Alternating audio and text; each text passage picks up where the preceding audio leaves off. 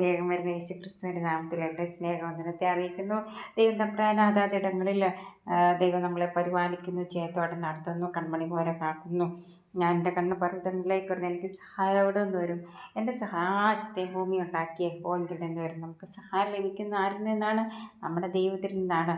അപ്പം ആ ദൈവത്തെ നമ്മൾ ദൈവത്തോട് പ്രാർത്ഥിക്കുമ്പോൾ നമ്മുടെ നിലവിളിയുടെ ശബ്ദം കേട്ട് ഉത്തരമരളി തരുവാൻ സർവശക്തനായ ദൈവത്തിന് സാധിക്കും. അത് ശൂന്യതകളെല്ലാം നമുക്ക് നികത്തി തരും. ഒരു വീട് നമ്മൾ പണിയുമ്പോൾ അടിസ്ഥാനം വിട്ട് പണിതെങ്കിൽ മാത്രമേ ആ വീട് ശരിയായിട്ട് നിൽക്കത്തുള്ളൂ വർഷങ്ങളോളം. എന്ന് പറഞ്ഞാൽ നമ്മൾ അടിസ്ഥാനമുള്ളവരായി മാറുക എന്ന് പറഞ്ഞാൽ ഒരു അടിസ്ഥാനം നമ്മളിൽ ഉണ്ടായിരിക്കണം.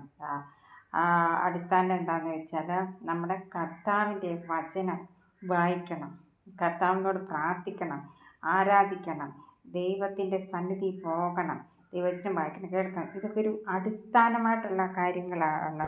ഇത് നമ്മൾ അടിസ്ഥാനമായിട്ട് നിരന്തരമായിട്ട് ചെയ്യേണ്ടുന്ന കാര്യമാണ്. എന്നാലേ നമ്മൾക്ക് മുമ്പോട്ട് ജയത്തോടെ പോകാനായിട്ട് സാധിക്കത്തുള്ളൂ. ഇപ്പം അടിസ്ഥാനമായിട്ടൊരു വീട് വർഷങ്ങളോളം നിൽക്കുമെന്ന് പറഞ്ഞില്ലേ, പക്ഷെ വർഷങ്ങളോളം നമ്മൾക്ക് കർത്താവ് തരുന്ന ആയുസ് എത്ര അതുവരെയും നമ്മൾക്ക് വ്യക്തിപരമായി ഓരോരുത്തർ ജീവിക്കേണ്ടതായിട്ടുണ്ട്. അപ്പോൾ ജീവിതത്തിൻ്റെ പല കാര്യങ്ങളിൽ കൂടി പല മേഖലകളിൽ കൂടി വേണം നമ്മൾ കടന്നു പോകാൻ. ഇവിടെയൊക്കെ നമ്മൾ കടന്നു പോകുമ്പോൾ കർത്താവിൻ്റെ സാന്നിധ്യം നമ്മുടെ കൂടെ ഇരുന്നെങ്കിൽ മാത്രമേ ഒക്കത്തുള്ളൂ.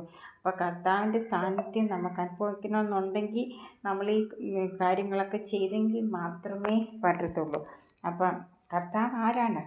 ശക്തിയുള്ളവനാണ്, സൗഖ്യദായകനാണ്, സർവശക്തനാണ്, സർവജ്ഞാനിയാണ്, സർവവ്യാപിയാണ്, അത്ഭുത മന്ത്രി, വീരനാം ദൈവം, നിത്യപിതാവ്, സമാധാന പ്രഭു. അപ്പോൾ സമാധാനത്താൽ നിറയ്ക്കുന്ന ആളാണ് നമ്മുടെ ദൈവം. ഒരു വീട്ടിൽ ഒരു ഐശ്വര്യം വേണമെന്നുണ്ടെങ്കിൽ ആ വീട്ടിലെ മാതാപിതാക്കളും മക്കളും പരസ്പരം സ്നേഹിക്കുകയും കരുതുകയും പ്രാർത്ഥിക്കുകയും ദൈവത്തിനനുസരിച്ച് മുമ്പോട്ട് പോവുകയും ചെയ്യുമ്പോൾ ആ വീട്ടിൽ സമാധാനം വരികയാണ് ചെയ്യുന്നത്. ദൈവത്തോട് അടുക്കും തോറും ഏറ്റവും നമുക്കതൊരു മനസ്സിന് സന്തോഷമാണ് ലഭിക്കുന്നത്. ഹാനോക്ക്, നോഹ ഇവരൊക്കെ ദൈവത്തോട് അടുത്ത് ജീവിച്ചവരാണ്. അവരോടൊപ്പം ദൈവത്തിൻ്റെ കൃപയുണ്ടായിരുന്നു. അവരുടെ വഴികാട്ടിയായിട്ട് ദൈവം ഉണ്ടായിരുന്നു. ഒരു ആടിനെ മേയ്ക്കുന്ന ആൾ, അവർ ഇടയൻ കാണും. ആ ഇടയന് ആണ് ആടിനെ മേയിച്ച് കൊണ്ടുപോകുന്നത്. അതിലേതെങ്കിലും ഒരെണ്ണത്തിൻ്റെ നഷ്ടപ്പെട്ടു പോയി കഴിഞ്ഞ് കഴിഞ്ഞാൽ ഇടയന് ഭയങ്കര വിഷമം. അപ്പം ആടുകൾക്ക് വേണ്ടി തൻ്റെ ജീവനെ വെടിഞ്ഞ നമ്മുടെ ദൈവമാണ്. ദൈവം ഇങ്ങനെ നോക്കിക്കൊണ്ട് എൻ്റെ വചനം ആര് വായിക്കും, എന്നോട് ആര് പ്രാർത്ഥിക്കും, എന്നിൽ ആര് ആനന്ദിക്കും, എൻ്റെ സന്നിധിയിൽ ആര് കടന്നു പോകും, ഇത് നോക്കിക്കൊണ്ടിരിക്കുന്ന ഒരാളുണ്ട്. അതാണ് നമ്മുടെ സർവശക്തനായ ദൈവം. ഈ ദൈവത്തിൽ നമുക്ക് ഓരോരുത്തർക്കും സമർപ്പിച്ച് യാത്ര ചെയ്ത് മുമ്പോട്ട് പോകാം. നമ്മുടെ യാത്ര എന്താ തീരുന്നതെന്ന് പറയാനൊക്കത്തില്ല. യാത്രകൾ നമ്മളിങ്ങനെ ചെയ്തുകൊണ്ടേയിരിക്കുകയാണ്. ഈ ലോക ജീവിതത്തിൽ നമ്മുടെ ശരീരവുമായിട്ട് ഇങ്ങനെ യാത്ര ചെയ്യുകയാണ്.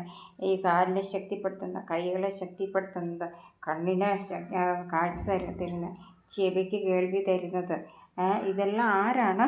ദൈവമാണ്. എത്രയോ പേരെ ദൈവം സൗഖ്യമാക്കിയിട്ടുണ്ട്. ഈ കർത്താവിൻ്റെ വചനം അങ്ങോട്ട് വായിക്കണം. സുവിശേഷ ഭാഗങ്ങൾ വായിക്കുമ്പോൾ കർത്താവിൻ്റെ ജനനം മുതൽ മരണം വരെയുള്ള കാര്യങ്ങളെക്കുറിച്ച് നമുക്ക് മനസ്സിലാക്കാനായിട്ട് സാധിക്കുകയാണ് ചെയ്യുന്നത്.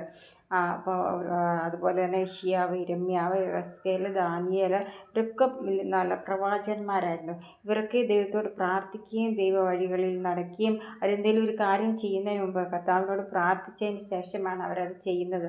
നമ്മുടെ വ്യക്തിപരമായ ജീവിതത്തിൽ നമ്മൾ എന്തെങ്കിലും ഒരു കാര്യം ചെയ്യാൻ പോകുന്നതിന് മുമ്പ് ദൈവത്തോട് പ്രാർത്ഥിച്ചതിന് ശേഷം വേണം അത് നമ്മൾ ചെയ്യാനായിട്ട്. ദൈവം നമ്മുടെ കൂടെ ഇരുന്ന് നമ്മളെ വഴി നടത്തും. അതാണ് ആശ്ചര്യമായ കുഴിയിൽ നിന്നും കുഴഞ്ഞ ചേറ്റിൽ നിന്നും ഒക്കെ നമ്മളെ വിട്ടുവെച്ച് നമ്മുടെ കാലുകളെ സ്ഥിരപ്പെടുത്തി നിർത്തുവാനായിട്ട് ആർക്ക് സാധിക്കും? ദൈവത്തിന് സാധിക്കും. അതാണ് ഞാൻ തന്നെ വഴിയും സത്യവും ജീവനുമാകുന്നു, ഞാൻ മുഖാന്തരമല്ലാതെ ആരും പിതാവിൻ്റെ അടുത്ത് എത്തുന്നില്ല. അപ്പോൾ വഴിയായി സത്യമായി ഒക്കെ ഇരിക്കുന്ന ആരാണ്? നമ്മുടെ ദൈവമാണ്. വഴികാട്ടിയായി നമ്മുടെ കൂടെയുണ്ട്. ആ ദൈവം ആരാണ്? സത്യദൈവമാണ്. ഈ സത്യദൈവത്തിലാണ് നമ്മൾ വിശ്വസിക്കുന്നത്. അതാണ് വേദപുസ്തകം. അപ്പോൾ അതിനകത്തുള്ള കാര്യങ്ങളെല്ലാം വളരെ പെർഫെക്റ്റായിട്ടുള്ള കാര്യങ്ങളാണ് ബൈബിളിൽ എഴുതിയിരിക്കുന്നത്. അത് നമ്മുടെ ഉള്ള ജ്ഞാനത്തിനനുസരിച്ച് നമ്മൾ വായിച്ച് മനസ്സിലാക്കുക. അറിയാൻ മേലാത്തത് മറ്റുള്ളവർ നമ്മൾ ചോദിച്ച് മനസ്സിലാക്കുക. അതിനൊരു മനസ്സ് മതി നമുക്ക്. അതായത് നമ്മൾ ഈ ലോകത്ത് ജീവിക്കുമ്പോൾ ഒത്തിരി കാര്യങ്ങൾ ചെയ്യുമ്പോൾ നമുക്ക് ചെയ്യാവുന്ന കാര്യങ്ങൾ നമുക്ക് ചെയ്യാം. ചെയ്യാൻ മേലാത്തത് മറ്റുള്ളവരെ കൊണ്ട് ചെയ്യിപ്പിക്കാം. പക്ഷേ ഞാൻ ഈ പറയുന്ന കാര്യങ്ങളും ബൈബിൾ വായിക്കുക, പ്രാർത്ഥിക്കുക, ആരാധിക്കുക എന്ന് പറഞ്ഞാൽ നമ്മൾ തന്നെ ചെയ്യേണ്ട കാര്യമാണ്. അത് മറ്റുള്ളവരിൽ അവരെ കൊണ്ട് ചെയ്യിക്കേണ്ടുന്ന കാര്യങ്ങളല്ല. ഇത് ഓരോ വ്യക്തികളും അത് നിങ്ങളുടെ മാതാപിതാക്കൾ നമുക്ക് കുഞ്ഞുങ്ങളെ ചെറുപ്പത്തിലേ തരുമ്പോൾ അവരെ ആ ഏജിനനുസരിച്ച് പഠിപ്പിക്കണം. 10 കൽപ്പനകൾ നിങ്ങൾ പഠിപ്പിക്കണം. നിങ്ങളുടെ കുഞ്ഞുങ്ങൾ പഠിക്കണം. 10 ഗോത്രപിതാക്കന്മാരുടെ പേര് പഠിക്കണം. ആ 10 ഗോത്രപിതാക്കന്മാരെന്ന് പറഞ്ഞാൽ യാക്കോബിൻ്റെ മക്കളാണ്. അതായത് അബ്രഹാമിന് ദൈവം അനുഗ്രഹിച്ചു, ഒരു കുഞ്ഞിനെ കൊടുത്തു. അതാണ് ഇസഹാക്ക്. ഇസഹാക്കിൻ്റെ മക്കൾ യാക്കോബ്, ഏശാവ്. യാക്കോബിന് 12 ആൺമക്കളും ഒരു മോളും 13 മക്കളെ കൊടുത്ത് ദൈവം അനുഗ്രഹിച്ചു. ആ 12 ആൺകുഞ്ഞുങ്ങളും 12 ഗോത്രപിതാക്കന്മാരെന്ന പേരിൽ അറിയപ്പെടുന്നു. ആ ഗോത്രപിതാക്കന്മാരുടെ പേര് ചെറുപ്പത്തിലെ കുഞ്ഞുങ്ങളെ പഠിപ്പിക്കണം. അതുപോലെ വാക്യങ്ങൾ പറഞ്ഞ് മനസ്സിലാക്കി കൊടുക്കണം കുഞ്ഞുങ്ങൾക്ക്. ഒരു ഏജ് കഴിഞ്ഞ് കഴിഞ്ഞാൽ പിന്നെ എല്ലാവരും ബൈബിൾ വായിക്കുകയും പ്രാർത്ഥിക്കുകയും ചെയ്ത് പോകത്തേ ഉള്ളൂ. പക്ഷെ അതിനു മുമ്പ് നിങ്ങൾക്ക് കുഞ്ഞിലേ കിട്ടുന്നതല്ലേ കുഞ്ഞുങ്ങളെ.